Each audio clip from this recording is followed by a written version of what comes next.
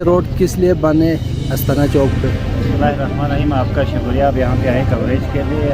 आप अपने left side पे आप देख सकते हैं, मेरे राइट साइड पे यहाँ पे पानी है। पिछले तकरीबन 1-1.5 साल से यहाँ पे ये जो पानी की गुजरगाह है उसको FW की तरफ से कलवर्ट बनाने के बाद बिल्कुल दूसरी साइड से बंद कर दिया गया है, जिसकी वजह से यहाँ पे इमलाक को नुकसान पहुँच रहे।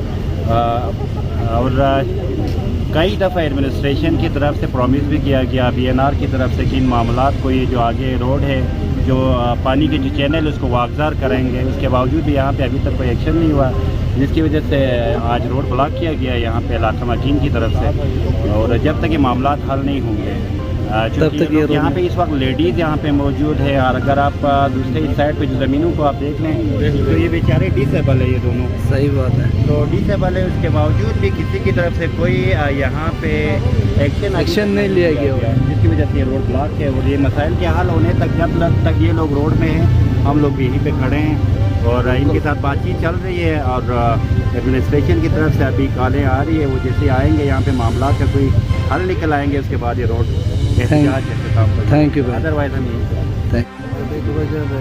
अस्ताना चौक पे रोड बन रही है, लेडीज हजरात भी एहतजाज के लिए आया हुआ है।